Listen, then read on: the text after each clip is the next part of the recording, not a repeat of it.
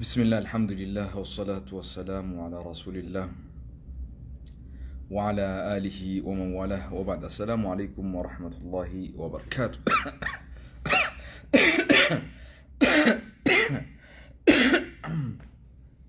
أبو أمي أنا وتتو فاجر بقى جرتني يفهم وان براتي متي لانشو ما ناديتين kokkee keessa gaa bilisiginnaa seeninsa rabbiin keessaa baasu hidda dhiigaatii fi hidda onneetii fi hidda kokkee hunda seenuu eegaltee beektaa jarri hara afaan itti nu qabuu barbaaddi. Alaa kulli haal assalaamu alaikum wa rahmatullahi wa barakaatuh. Hordoftoota qaqqaalii jaalatamtoota kabajamtoota keenya kan fagoo fi dhihoo jirtan kan ammaa fi boodallee nu waliin hirmaattaniif hundaafuu gabaabatti dhaamsa obbolummaadhaa isinii qabadheetiin dhufee jira jechuudha. Akkuma beektanitti yeroo ammaan tanaa bilisiginnaan kaayyoo fi gaafii uummata Oromoo dabsuudhaaf wanni isiin godhaa hin jirre hin jiru. Kanaafuu hawaasni bal'aan uummanni qaruuteen uummanni xiyya guddaan uummanni rabbiin subhaanahu wa ta'ala dubbii gartee waan ja'amteef waan callifamteef waan dubbatamee fi waan hin dubbatamin maaliif akka dubbatame ummata fageessee ilaalu ummata gartee akka gaariitti hubatee ilaalu ummata akkasii kana keessaa dhalachuu kiyyaaf rabbiidhaaf galanni haa galu. Duba itti aansuudhaan hawaasa kiyya yeroo ammaa tana keessatti hin burjaajawina. Jawaar Muhammad hidhamee jira. Shororkeessaa jechuudhaan himannaa itti bananii irratti murteessaa jiran. Kuni waan takka isinii yaachisin.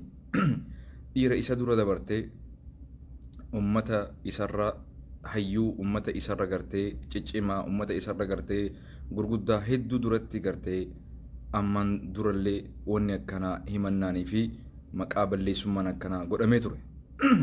Kuni isaaf ulfina, kuni isaaf wayyooma. Kanaafuu hammeenyatti fudhattanii kaayyoo fi gaafii uummanni Oromoo guddaan kaayyoo inni hidhameef gaafii inni hidhameef gaafii inni himannaan kun irratti banameef kaayyoo sanirraa yoomiyyuu akka hin burjaajoine. Kaayyoon inni hidhameef kaayyoon inni gartee ammaan tana inni maqaan itti balleeffameef gaafiin keenya sani.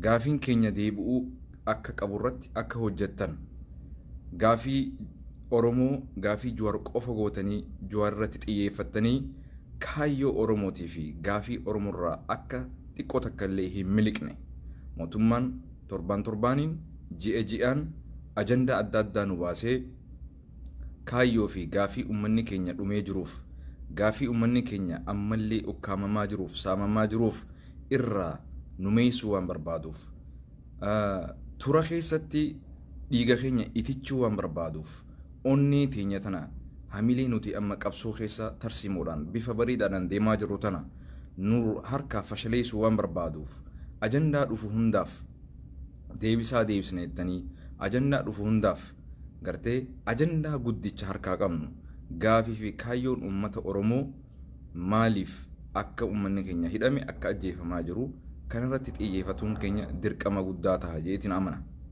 Lammaffaa yeroo ammaa tana keessatti Shamsuddin Xahaadhaa mana hidhaa keessa jira. Shamsuddin Xahaadhaa gurri isaa tokko akka malee dhukkuba. Mataa fi gurri isaa hedduu dhukkuba.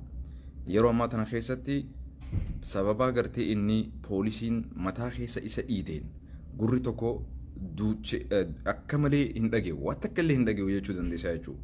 Kuni waan qabatamaan ani gartee dhara sirriitti himaa jiru miti.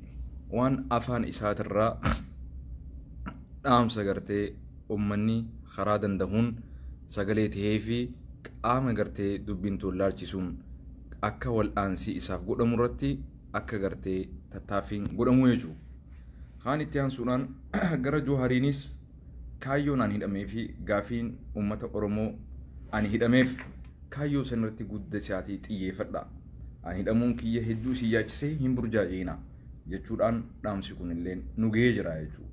Kanaafuu daawwattootni keenya uummanni Oromoo xiqqaa fi guddaan bakka jirtanii qabsoo teenya tarsiimoodhaan tooftaadhaan bifa bareedaan akka itti fuftan qaawwa tokkollee diinaa fi alagaadhaaf akka nutti hin banne. Diinni nu keessa jira. Kan nu keessa jiru ofirraa laallachaa mirgaa fi bitaa keenya laallachaa ollaa keenyas laalaa fuuldura keenya akka bareechina itti deemnuun isin jaa dhaamseen har'aaf isin qabadhee dhiyaadhe kanuma. Jowaar Muhammad ni baha, Baqqala Garbaa ni baha, Hamzaa Booranaa ni baha. Kanaafuu himannaan isaan irratti banamee qabataman qabu. Jowaar Muhammad ofiifuu abukaatoodha. Uummata gartee abukaatoo fi hatta abbaa murtiitillee seera barsiisaa jira. Mana hidhaa keessa isa taa'uun Jowaariif nutiifillee gaarii, isaafillee gaarii. Maaliif jedhi? Osoo har'aan tana Jowaar Muhammad hidhamuu baate har'aan tana silaa dirree Finfinnee san keessa gartee nagiyaa fi bakka jirutti khadiru yoo ta'e ummanni nafxanyaa waan adda addaa godhuudhaaf rakkoo guddaatu isa qunnamaa jechuudha. Kanaafuu bakka inni jiru sanitti irra nagee isaatiif illee wayyaadha jennee abdanna. Rabbii subhaanahu wa ta'ala nurra ogummaa qabu waan takka gizee godhu rabbiin bilaashitti hin godhu. Rabbii subhaanahu wa ta'ala waan nuti hin beene beeka, waan nuti if duratti quba hin qabne quba qabaata.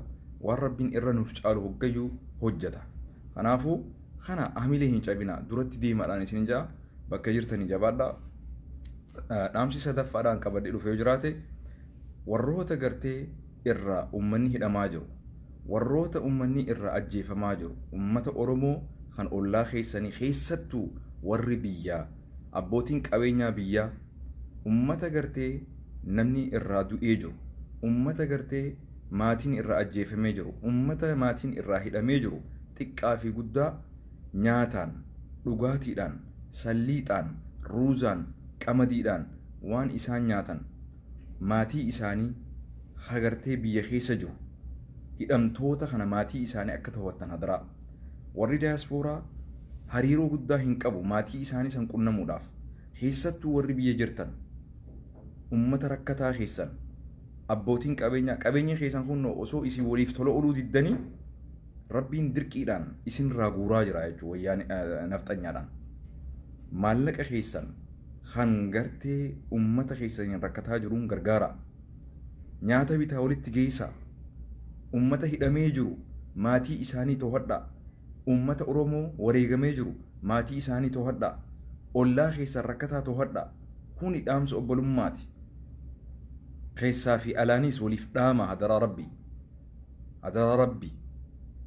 Qabsoo teenya warra beekamaa qofa irratti fookas gootanii ummata gartee jala sanii qabsoo finiinsaa jiru akka hin daganne. Maatii isaanii kan dhukkubsatee jiru, maatii isaanii kan gartee beelawee jiru, maatii isaanii kan gartee gadda guddaa keessa jiru hadaraa warra beekamtii qabu malee warra beekamtii hin qabne akka hin daganne. Kana dhaamsi obbolummaadhaan isin dhaamu. نجينا جرادات هوتي غاري والسلام عليكم ورحمة الله وبركاته.